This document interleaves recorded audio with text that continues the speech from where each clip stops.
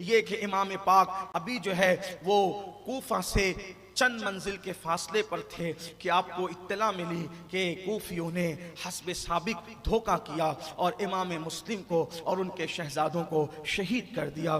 آپ نے انا للہ و انا الیہ راجعون پڑھی اور اس کے بعد آپ کے احباب نے آپ کو قسم دی، امام حالات اچھے تھے، ہم جا رہے تھے کوفہ، حالات خراب ہو گئے، اس لیے اب ہم کوفہ نہیں جائیں گے، اب ہمیں واپس لوٹ جانا چاہیے۔ لیکن امام مسلم کے بچوں نے اور بھائیوں نے کہا ہمارا بھائی ہمارا باپ شہید ہوا ہے تو اب ہم اس کا بدلہ لیں گے کوفیوں سے۔ اور امام مسلم کی شہزادی ان کی بیٹی نے بھی یہ بات کہی۔ امام علی مقام علی جدہ علیہ السلام نے سفر کو جاری رکھا حتیٰ کہ کوفہ 2 منزل کے فاصلے پر تھا کہ ساری علاقے کی ناکہ بندیاں کر دی گئی تھی۔ ابن زیاد بدنہاد بانی فساد اس پلید نے جو ہے وہ چاروں طرف سے ناکہ بندی کروا دی اور حر ابن یزید کو 1000 کا لشکر جرار دے کر کے حکم دیا کہ جاؤ، اور ہم نے سنا ہے کہ حسین کوفہ کی طرف آ رہے ہیں۔ امام حسین کو جو ہے، میں امام کہہ رہا ہوں، اس ظالم نے امام نہیں کہا، وہ تو امام مانتا بھی نہیں تھا،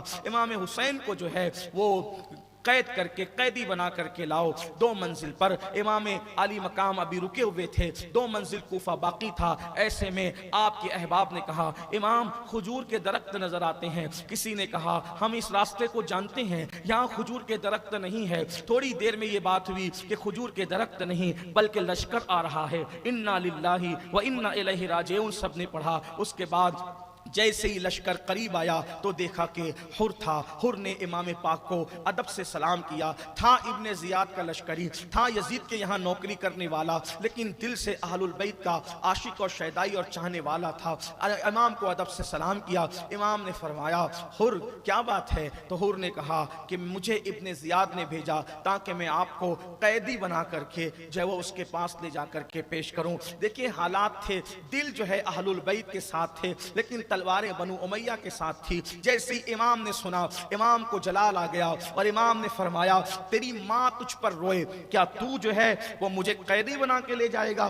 امام علی مقام کو حر نے کہا امام اگر یہ بات مجھے کوئی اور عربی کہتا تو میں بھی اس سے بڑھ کر جواب دیتا، لیکن واللہ آپ کی پیاری امی جان کے لیے میں ایسا تصور بھی نہیں کر سکتا ہوں، کیونکہ آپ کی مقدس ماں سیدہ فاطمہ بنت محمد الرسول اللہ ہے، رسول اللہ کی شہزادی آپ کی امی جان، اس لیے میں پلٹ کر کوئی بات نہ کہوں گا۔ اور شاید یہی وجہ بنی اللہ نے حر کو توبہ کی توفیق عطا کی، جس نے سیدہ فاطمہ الزہرا کی حرمت کا عزت کا خیال کیا۔ توجہ کریں، بہت عبرت کی بات ہے، جس نے سیدہ پاک کی حرمت اور عزت کا خیال کیا یزید کے ساتھ تھا، پھر بھی اللہ کو گوارا نہ ہوا کہ جو نام فاطمہ کی حرمت و عزت کا خیال کرے وہ جہنم میں چلا جائے۔ جنگ کے موقع پہ اللہ نے حر کو توبہ کی توفیق عطا فرمائی اور حر جو ہے جہنمیوں کے خیمے سے نکل کر جنتیوں کے خیمے میں چلے گئے۔ اللہ اکبر، کس قدر حر، اگر کوئی مجھ سے پوچھے کہ کوئی دنوں دن لمحہ لمحہ گھنٹوں میں منٹوں میں جہنمی سے جنتی کیسے بنتا ہے تو میں کہوں گا کہ لوگ حر کو دیکھ لیں، لیکن پھر یہ بھی کہوں گا اگر منٹوں میں کوئی جہنمی سے جنتی بنتا ہے تو وجہ ایک ہوتی ہے، تعظیم سیدہ فاطمہ کی برکت ہوا کرتی ہے۔ اس سے ان لوگوں کو عبرت حاصل کرنا چاہیے جو سیدہ فاطمہ الزہرا کی خطا کو جو ہے اللہ اکبر عقل کے ترازو میں تول رہے ہیں اور سیدہ پاک کو خطا پر کہہ کر کے اپنی آخرت کو تباہ و برباد کر رہے ہیں۔ واللہ ہم سنیوں کے عقیدے میں تو یہ ہے کہ رسول اللہ جس اونٹنی پر بیٹھ جاتے ہیں وہ اونٹنی بھی کہاں جانا چاہیے کہاں نہیں جانا چاہیے اس کا شعور اس کو آ جاتا ہے۔ اونٹنی پر بیٹھ جائے تو اونٹنی کے قدم نہیں بہکتے، جس کو پاتا تو منی کرا ہے اس کے قدم کیسے؟ سبحان اللہ سبحان اللہ سبحان اللہ سبحان اللہ سبحان اللہ سبحان اللہ سبحان اللہ۔ علم کے ترازو پر محبت اہل البیت کو نہ تولا جائے، इनसे हार जाने वालों को सैयदुत ताइफा बनाया जाता है और इनसे जीतने की कोशिश करने वालों की नस्लें भी खत्म कर दी जाती है, कब्रों के निशान भी मिटा दिए जाते हैं। इसलिए होश का उनके नाखून लेना चाहिए। और ये कोई जो है मुनाजराना मुबाहिसाना गुफ्तगू नहीं, ये सिर्फ किसी के तड़पते हुए दिल की नासिहाना सदाएं हैं। अल्लाह करे लोग जब भी नाम सैयदा ले तो अदब से ले, एहतराम से ले। मेरे इमाम अहले सुन्नत रदी अल्लाह तबारक व तआला अन्हु ने, मैं इस पे बार बार अर्ज कर चुका लेकिन बात आई तो अर्ज करूं, इमाम अहले सुन्नत ने अपने कलाम में जब सैयदा पाक का जिक्र किया तो इतने अदब से किया कि नाम फातिमा भी कलम पर आने न दिया।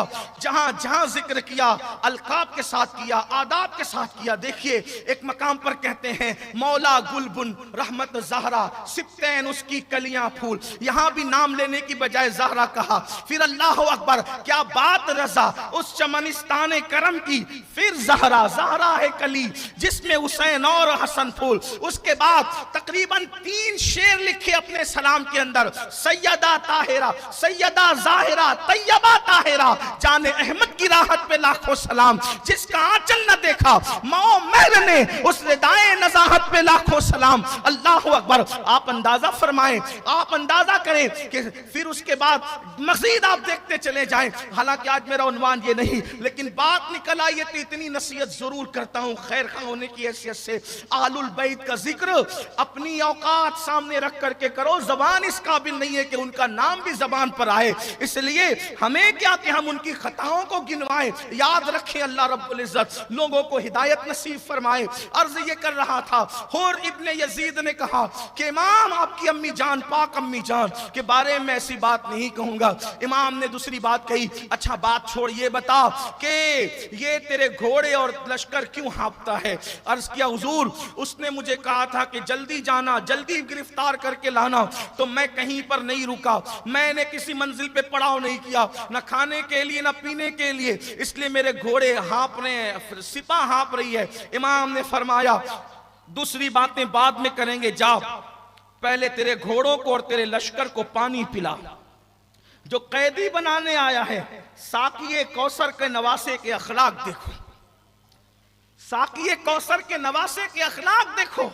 जो कैद करने आया है उसके घोड़ों को और जानवरों को और उसकी सिपा को पानी पिलाया जाता है। पानी पीने के बाद इमाम ने फरमाया मैं तेरे साथ नहीं चलूंगा, और अगर उसके लिए तलवार निकालनी पड़े तो तलवारें निकलेगी, लेकिन मैं तेरे साथ नहीं चलूंगा। तो उसने कहा इमाम मैं आपसे लड़ना नहीं चाहता। और इसी गुफ्तगू के अंदर फिर उसने कहा कि मेरे साथ जासूस भी एक काम करें, आप मेरे साथ चलें, रात होगी तो आप जो है वो खवातीन का उज्र करके आप अलग कयाम करना और फिर आप रातों रात यहाँ से चले जाना, हालात अच्छे नहीं है। इमाम ने फरमाया ये ठीक है, लेकिन अब ये बता नमाज का वक्त आ गया, नमाज के टाइम में तुम अपनी नमाज अलग पढ़ोगे या हमारे साथ नमाज पढ़ोगे। तो उसने कहा कि मैं अपनी जमात अलग नहीं करूँगा बल्कि नमाजें तो मैं आपके साथ पढ़ूंगा। मुझे एक हदीस याद आई, यहाँ पर हदीस पाक का मफहूम है, अगर तुमने किसी ऐसे इमाम के पीछे नमाज पढ़ी जो अल्लाह वाला है, तो उस जब वो सर उठाता है तो उसके पीछे जितने लोग होते हैं अल्लाह ताला उसके सर उठाने की बरकत से सबकी मगफिरत फरमा देता है। आखिर बात तो देखे ना, आप हुजूर ने कहा कि मैं आपके पीछे नमाज पढ़ूंगा, और फिर इमाम अली मकाम अला जद्दी वाली सलाम के साथ उसने ज़ोहर पढ़ी, असर पढ़ी, मगरिब पढ़ी, इशा पढ़ी, और फिर इशा के बाद उनके खैमे अलग लगे, इनके खैमे अलग लगे। रात को इमाम पाक ने जब वो फरमाया कि हमें निकल जाना है, रिवायत में आता है कि रात भर चलते रहे, जब सुबह को आए तो देखा कि जहां से चले थे उसी मकाम पर। उसके बाद उसने कहा इमाम आप गए नहीं, कहा गए थे लेकिन फिर लौट आए, यहीं रात भर चल के यहीं लौट आए। दूसरे दिन भी यही हुआ, तीसरे दिन भी यही हुआ। आखिरकार इमाम अली मकाम से वो पूछते रहे आप गए नहीं, जाते हैं आते हैं, जाते हैं आते हैं। बिल आखिर इमाम ने फरमाया ये जगह का नाम क्या है, तो कहा इसको, इस फुरात के किनारे को करबो बला कहते हैं, यानी करबला कहते हैं, करबला यानी करबो बला।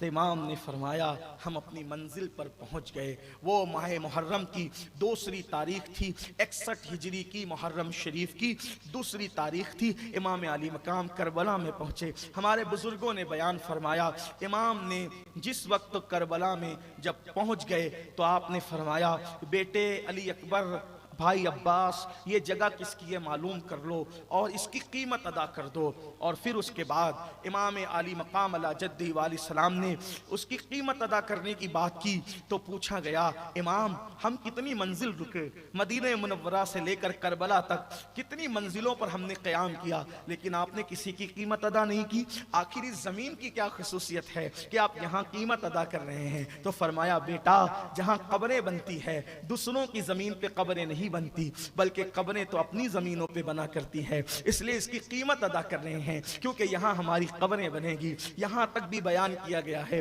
ہماری جماعت کے مستند اور معتبر علماء نے بیان کیا۔ اب جیسے ہی خیمے کے لیے میخیں ٹھوکنے کی بات آئی تو جہاں میخیں ٹھوکی جاتی وہاں سے تازہ خون نکل آتا۔ کربلا کی مٹی سرخ تھی، سیدہ زینب نے عرض کیا بھیا یہاں سے تو کرب کی اور غم کی بو آتی ہے، یہاں کی مٹی میں خون ہے، یہاں کی مٹی میں سرخی ہے۔ تو آپ نے بہن سے فرمایا اے سیدہ فاطمہ کی بیٹی، اے علی کی بیٹی، حوصلے سے کام لو، یہاں حسین کا امتحان مکمل ہونے والا ہے۔ دوسری محرم کو قافلہ جب کربلا میں پہنچا، عمر بن سعد کو ابن زیاد نے طلب کیا اور کہا کہ تمہیں 4000 کا لشکر لے کر حسین سے جنگ کے لیے جانا ہے۔ اس نے کہا کیا میں ابن رسول سے جنگ کروں گا؟ کیا میں رسول اللہ کے بیٹے سے جنگ کروں گا؟ اس نے کہا میں جنگ نہیں کر سکتا۔ تو ابن زیاد نے کہا ٹھیک ہے، تجھے رے کی حکومت جس کا نام موجودہ تہران ہے اور یہ ایران کا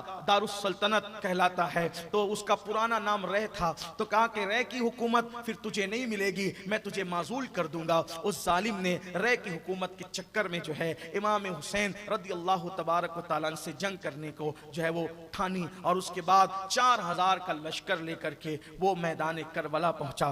میدان کربلا میں آیا، اس نے امام حسین سے بہت ساری باتیں کی، گفتگو کی۔ امام نے فرمایا دیکھو میں خود سے نہیں آیا، مجھے 150 خطوط لکھے گئے تھے اور وہ خطوط جب میرے پاس آئے اور مجھے واسطے دیے گئے تب میں آیا، اگر میرا آنا تمہیں نامنظور ہے تو میں واپس چلا جاتا ہوں۔ امام نے فرمایا 3 باتیں فرمائی کہ میں جہاں سے آیا ہوں میں وہیں واپس چلا جاؤں، یا پھر میں جو ہے کسی اور ایسے علاقے میں چلا جاؤں جہاں پر جو ہے میرا پہنچنا تمہیں ناگوار نہ ہو، یا پھر مجھے یزید کے پاس جانے دو، میں خود اس سے جا کر کے گفتگو کروں گا۔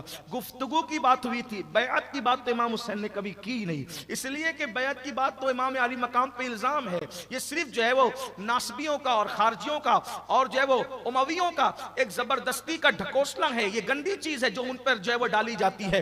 امام نے کبھی بیعت کی، حسین جھکنے والی شخصیت کا نام ہے ہی نہیں، اور جس میں حسینیت ہے خدا نے ان میں بھی باطل کے آگے جھکنے کا کوئی معاملہ رکھا ہی نہیں ہے۔ حسینیت ہے باطل کے سامنے ڈٹنے کا۔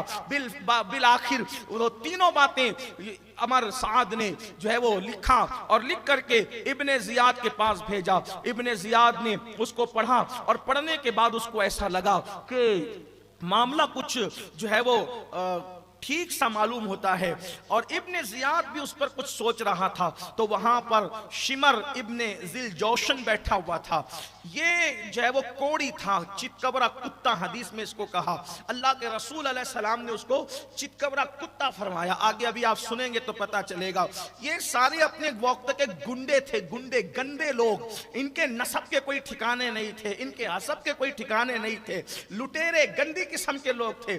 آپ ایک ایک کی تحقیق کریں تو آپ کو پتا چلے گا کوئی شریف لوگ نہیں تھے یہ جو امام علی مقام کے ساتھ جنگ کرنے کے لیے کربلا میں آئے تھے، سوائے چند ایک کے، وہ بھی ان کے باپ شریف تھے لیکن وہ شریف نہیں تھے۔ جیسے عمر سعد آیا تھا، اس کے والد سعد ابن ابی وقاص تھے، یہ ہمارے آقا، ہمارے امام، ہمارے ماوا ملجا ہیں، عشرہ مبشرہ میں سے ہیں، اور عمر کی وجہ سے حضرت سعد ابن ابی وقاص کے بارے میں ہم ایک ذرہ برابر بھی دل میں کوئی گمان نہیں لا سکتے۔ کیوں؟ اس لیے کہ ہمارے یہاں نسبتوں کا خیال ہے، ہم اپنی طبیعت سے، اپنی تحقیق سے، اپنی مرضی سے، اپنی عقل سے، اپنے شعور سے، اپنے خرد سے کسی کو مانتے ہی نہیں۔ ہمارے یہاں معیار ہے، ماننے کا ایک ہی معیار ہے، وہ محمد الرسول اللہ ہے۔ حضور نے جس کو جو مقام دے دیا ہے ہم اس کو اسی مقام پر مانتے ہیں، بلکہ ہمارے مرشد حضرت مجدد الفسانی تو یہاں تک کہتے ہیں اے اللہ میں تیری عبادت اس لیے کرتا ہوں کہ تو میرے محمد کا رب ہے۔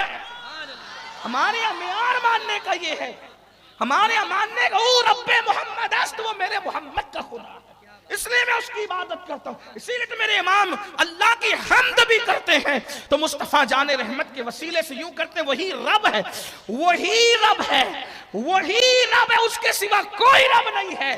کون رب ہے؟ وہی رب ہے, وہی رب ہے. کون وہی رب ہے؟ جو خود بنتے ہیں وہ رب نہیں ہے, جنہیں لوگ بناتے ہیں وہ رب نہیں ہے, جن کے دعوے ارگم درگم وہ رب نہیں ہے. کون رب؟ وہی رب ہے جس نے تجھ کو کرم بنایا, بھیک مانگنے کو تیرا آسان بتایا. تجھے حمد ہے خدایا, تجھے حمد ہے.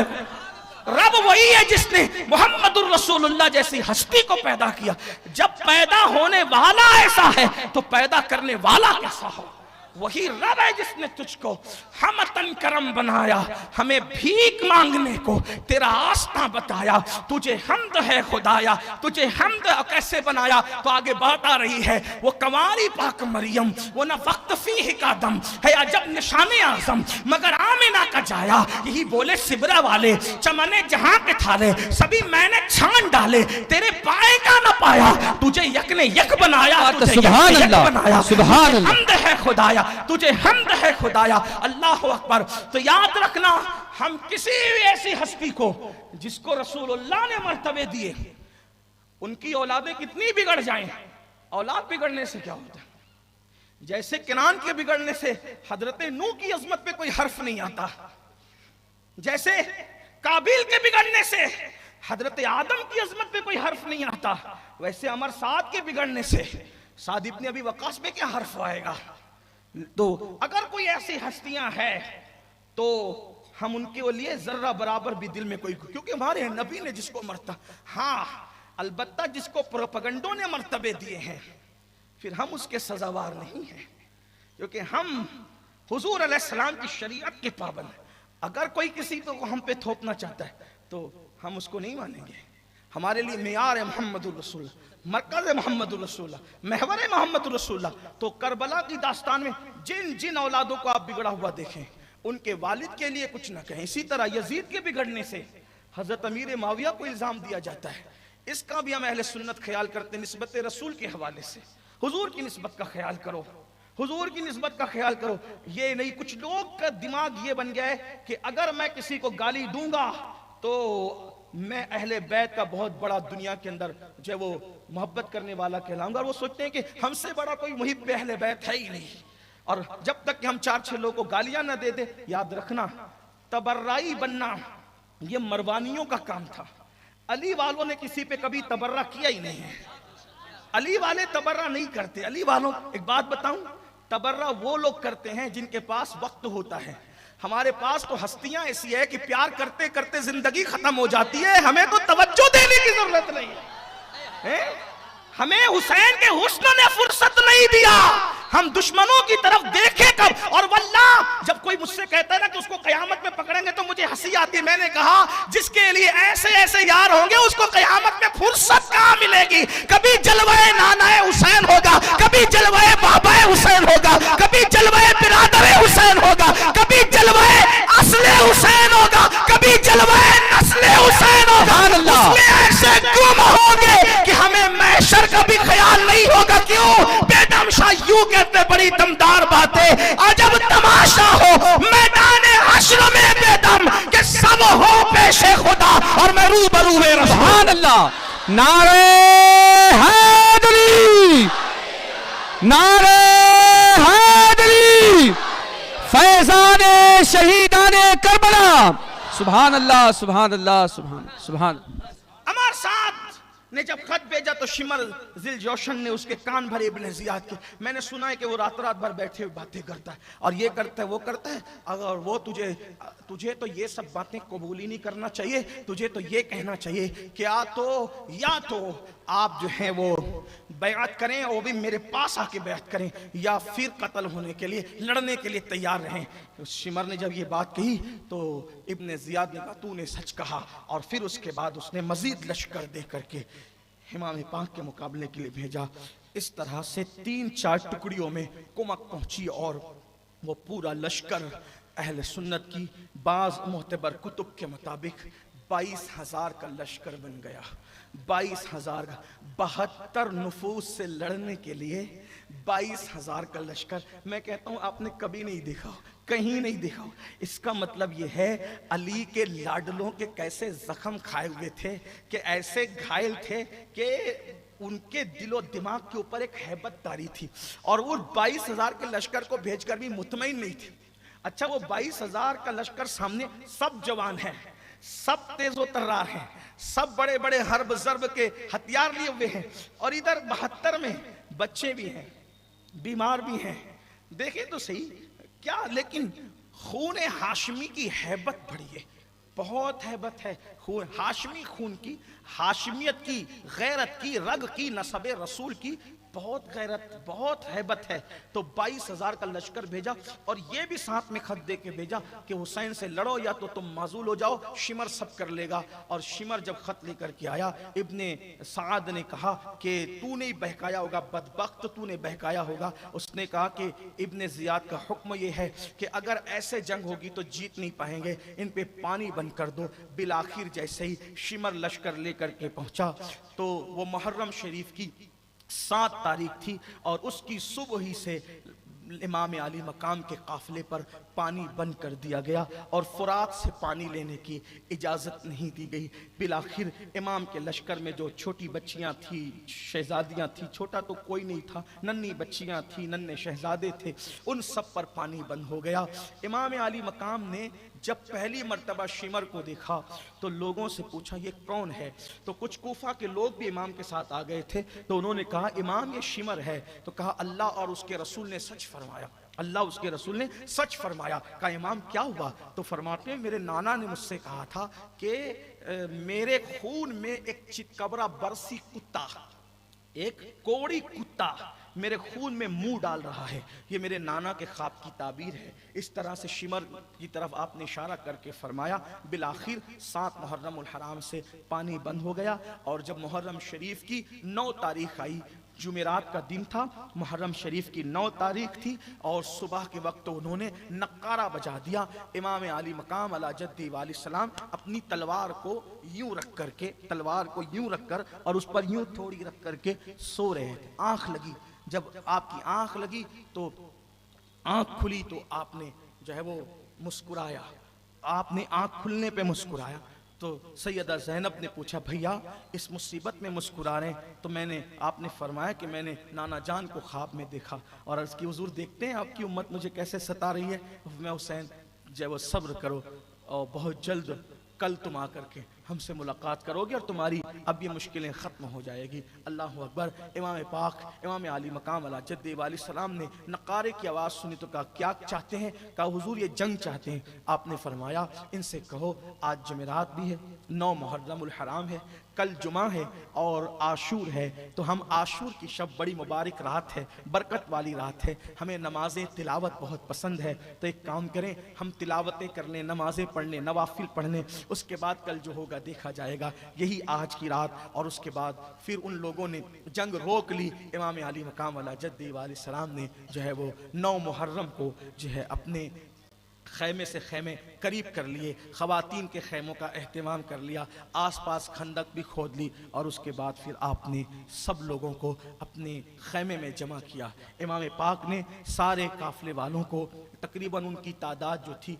कुल मिला करके जो है वो सारे पूरे काफ़िले की, तो जो मर्द थे उनकी तादाद कुछ 82, बच्चे और मर्द मिलाकर 82 बताई जाती है। शहीद 72 हुए, लेकिन तादाद उनकी जो है वो 82 बताई जाती है। तो और भी उससे कुछ कम व बेश तादाद है, कुछ लोगों ने 100 भी बताई है, 90 भी बताई है, और ये जो है वो तारीख़ी इख्तिलाफ है, इसमें कोई ऐसी ख़ास बात नहीं। वैसे हमें तादाद में उलझना भी नहीं चाहिए। इतना ज़रूर है कि अक्सर कहते हैं कि 72 शहीद हुए, और हम उसी को मानते हैं। हज़रत सैयदना जो है वो मुजद्दिद इब्ने मुजद्दिद सैयदना शाह अब्दुल अजीज़ मुहद्दिस दहलवी ने भी यही लिखा है कि 72 शहीद है। अल मुख्तसर ये कि आपने अपने खैमे में सबको जमा किया। जमा करने के बाद मेरे इमाम ने फरमाया देखो कि मैं जो है वो ये चाहता हूँ कि ये मेरी जान के दुश्मन है, अगर तुम लोग चले जाओगे ना तो ये तुम्हारी तरफ कभी पेशरफ्त नहीं करेंगे, तुम्हारा पीछा नहीं करेंगे, क्योंकि इनको मेरी जान جو ہے وہ ان کو لگتا ہے، ان کے لیے خطرہ لگتی ہے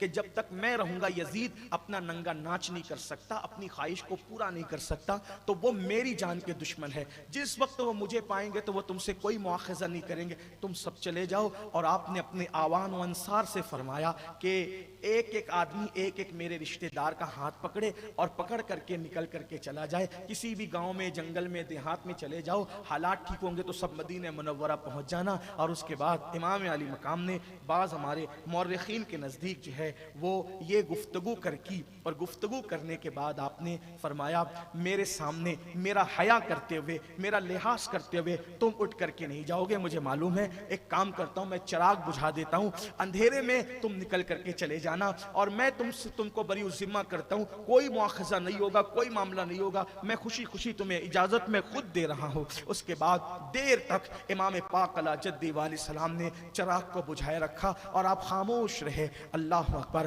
لیکن جب چراغ بجھا رہا تو دھیرے دھیرے سسکیوں کی آواز بلند ہوتی چلی گئی اور پورا خیمہ سسکیوں سے بھر گیا، اور پورے خیمے میں سسکیاں ہی سسکیاں تھی۔ اللہ اکبر۔ اس وقت میرے امام نے پھر خیمے میں چراغ تو خود بجھایا تھا، لیکن جلانے کے لیے کسی کو کہنا تھا، ایک تقریر تھی، ایک خطاب تھا، جاؤ چلے جاؤ، سب کو اجازت ہے، جاؤ چلے جاؤ۔ لیکن جب امام نے چراغ جلانے کی بات کی تو کتنا یقین تھا میرے امام کو حضرت غازی عباس پر، میرے مولا پر۔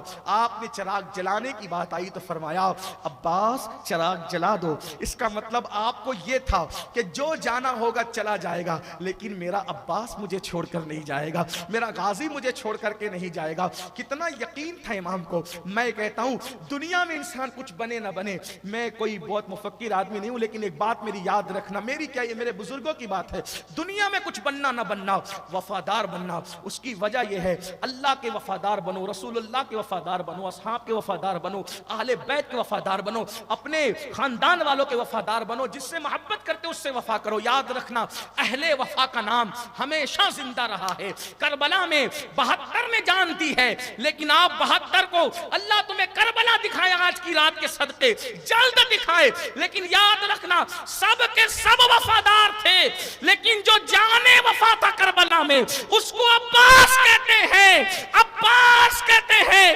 کربلا میں یا تو حسین کا گنبد نظر آتا ہے یا تو ان کے وفادار عباس کا گنبد نظر آتا ہے، تیسرا گنبد مجھے کوئی نظر نہیں ہے۔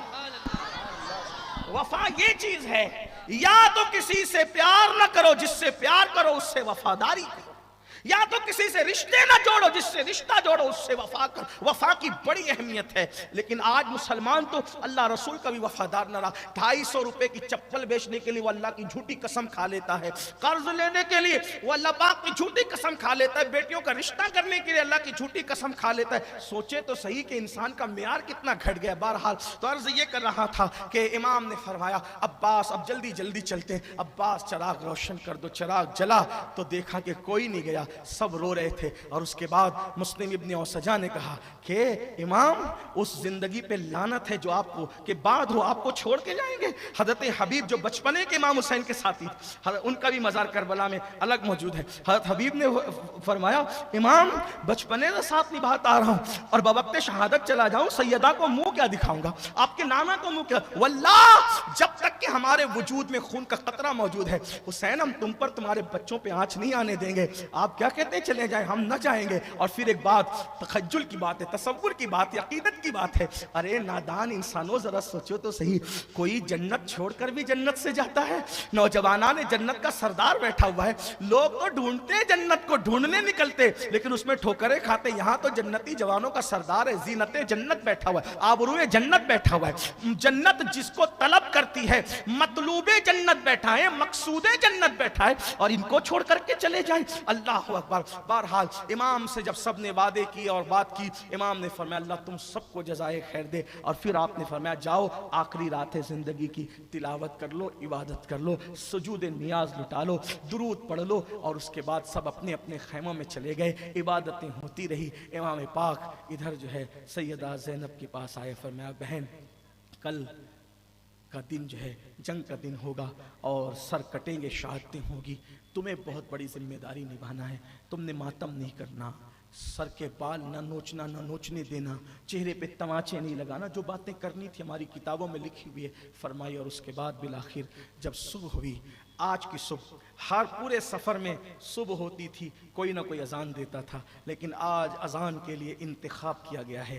کیا انتخاب ہے، ہائے ہائے ہائے، کیا انتخاب ہے! اس کی آواز کا انتخاب جس کی آواز مصطفیٰ جان رحمت کی آواز کی تصویر لیے ہوئے تھی، آواز کی تنویر لیے ہوئے تھی، یعنی جس کا چہرہ تصویر مصطفیٰ تھا، تنویر مصطفیٰ تھا، جس کا قد زیبا مصطفیٰ جان رحمت کے قد زیبا کی تصویر کھینچتا تھا، جس کی ادائیں مصطفیٰ جان رحمت کی ادائیں معصومانہ کی دل ربائی کی عکاسی کرتی تھی، اسی علی اکبر کو کھڑا کیا گیا۔ علی اکبر، شہزادہ علی اکبر، میرے امام، میرے مرشد نے اذان پڑھی، کربلا کا چپا چپا علی اکبر کی اذان سے گونج گیا ہوگا۔ ہائے ہائے، مولا حسین کو اپنے بابا سے پیار کتنا تھا! اللہ نے 3 بیٹے دیے، تینوں کا نام علی رکھا، ایک کو علی اکبر کہا، ایک کو علی اوسط کہا، ایک کو عبداللہ علی اصغر کہا، تینوں بیٹوں کا نام علی رکھا۔ اندازہ تو فرمائے، کوئی باپ سے پیار کرنا سیکھے تو مولا حسین سے سیکھے، کوئی باپ سے پیار کرنا سیکھے تو کربلا کے تاجدار سے سیکھے۔ اللہ اکبر! اس کا مطلب یہ ہے جو باپ سے پیار نہیں کر سکتا وہ سچا حسینی نہیں ہو سکتا۔ اللہ اللہ! امام نے علی اکبر سے، شہزادہ علی اکبر سے فرمایا کہ جو ہے وہ اذان پڑھیں۔ شہزادہ، میرے شہزادہ، میرا آقا مولا علی اکبر نے اذان پڑھی، تصور میں اب آ جائیں، تخیل میں آ جائیں۔ اللہ اکبر! امام علی اکبر نے جب اذان پڑھی ہوگی، کربلا کا چپا چپا اس خوبصورت آواز سے گونج گیا ہوگا۔ اس کے بعد امام علی مقام نے نماز پڑھائی۔ اس نماز کے مؤذن کو دیکھ لو اور اس نماز کے امام کو دیکھ لو، کیسی تاریخی نماز ہے! گویا کہ امام اپنی زندگی کی آخری نماز ادا کر رہے ہیں۔ ناطق قرآن کا بیٹا ہے، توجہ کرے، ناطق قرآن کا بیٹا ہے، اور سیدہ کائنات، مخدومہ کائنات، خاتون جنت کا شہزادہ ہے، اور رسول اللہ خاتم النبیین صلی اللہ علیہ وسلم کے سبط ہیں، نواسے ہیں، بیٹے ہیں، اور اس کے بعد آپ امامت کرتے ہیں۔ کیا لطف آیا ہوگا، کیا لذتیں آئی ہوگی سجود نیاز لٹاتے ہوئے، کیا کیف و سرور آیا ہوگا، وہ تو وہی جانے۔ بالآخر نماز ادھر ہوئی اور پھر 10ویں محرم کا وہ خون آشام اور وہ خون اگلتا ہوا سورج جو ہے وہ مشرق سے طلوع ہوا، اور ادھر مشرق سے سورج طلوع ہوا۔ ادھر امام علی مقام علی جدی علیہ السلام نے دیکھا یزیدیوں نے نقارہ بجایا، ان کی فوج کھڑی تھی۔ امام نے بھی وہ جو ساتھ میں آوان و انصار تھے ان کو ترتیب دیا، اور ترتیب دینے کے بعد ایک جھنڈا تھا، وہ جھنڈا میرے غازی، میرے آقا مولا عباس کے ہاتھ میں دیا۔ اللہ اکبر! اور پھر اس کے بعد سوچئے 22,000 کا لشکر ہے، اور ادھر